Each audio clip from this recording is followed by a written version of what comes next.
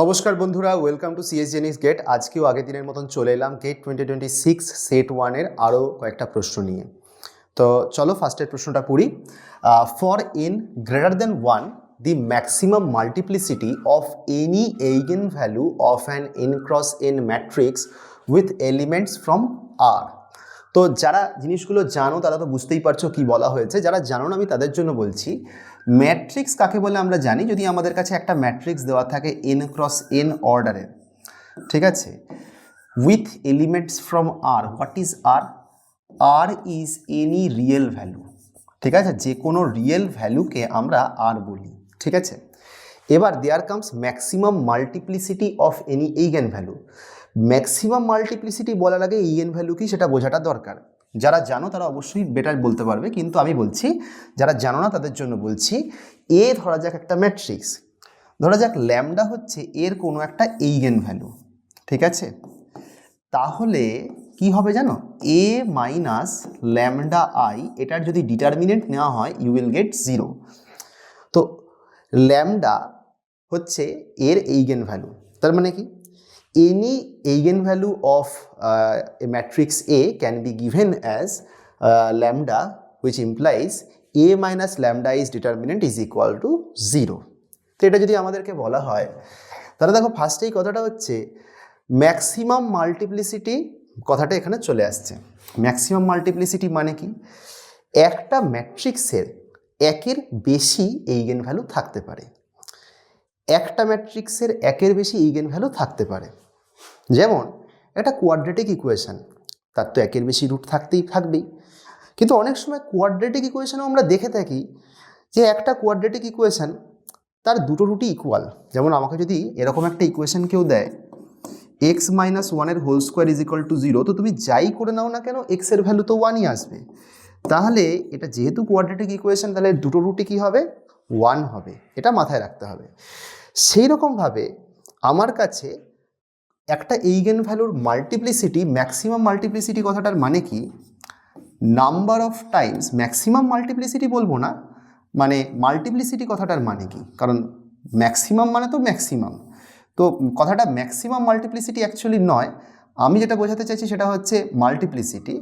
তো আমাকে যদি কেউ বলে যে হোয়াট ইজ মাল্টিপ্লিসিটি, তাহলে আমার উত্তর কী হবে? আমি একটু এই জায়গাটা মুছে দিই, নাহলে বোঝাতে অসুবিধা হবে। আচ্ছা, মাল্টিপ্লিসিটি, মাল্টিপ্লিসিটি মানে হচ্ছে number of Times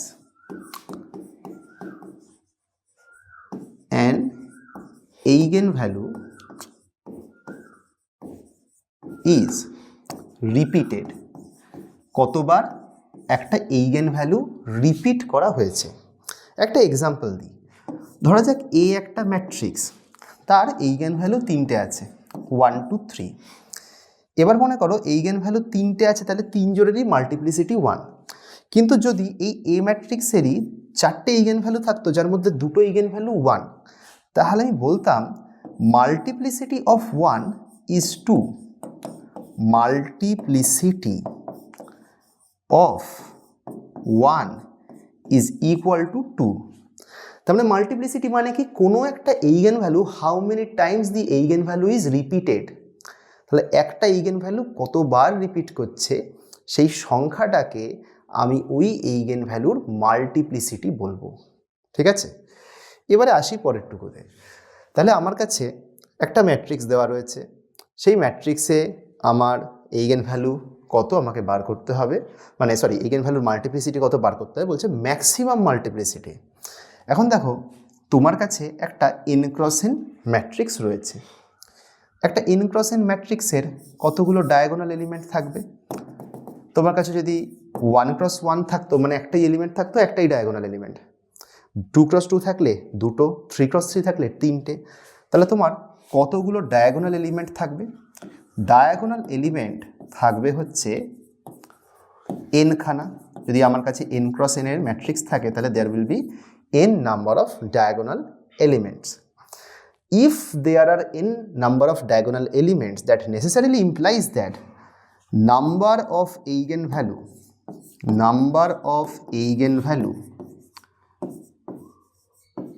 is equal to n. এবার একটা কথা হচ্ছে এই যে নাম্বার অফ এইগেন ভ্যালুকে এন বলছি, এনটা এইগেন ভ্যালুই কি আলাদা হবে? Not necessary. 2 eigenvalues can be repeated, 3 eigenvalues can be related, and at most n eigenvalues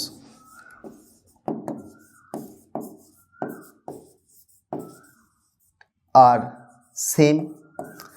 তার মানে আমাদের ইন বেস্ট কেস সিনারিও কি হতে পারে, যে আমাদের এনটা এইগেন ভ্যালু তারা সব কটা এইগেন ভ্যালু ইকুয়াল।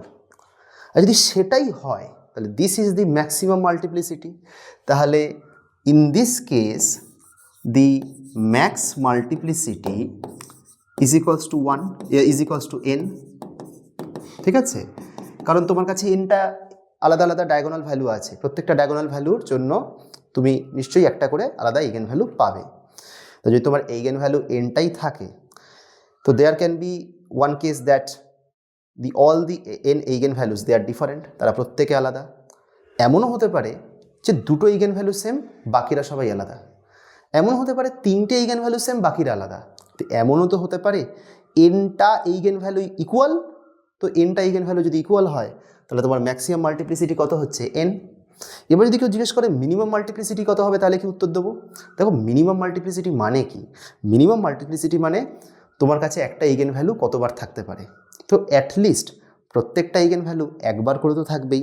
তাহলে max multiplicity is equal two N. তাহলে মিন মাল্টিপ্লিসিটি কত হবে?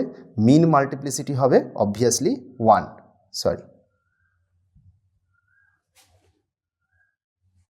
তাহলে ম্যাক্স মাল্টিপ্লিসিটি হচ্ছে এন, মিন মাল্টিপ্লিসিটি কিন্তু হবে হচ্ছে আমাদের 1।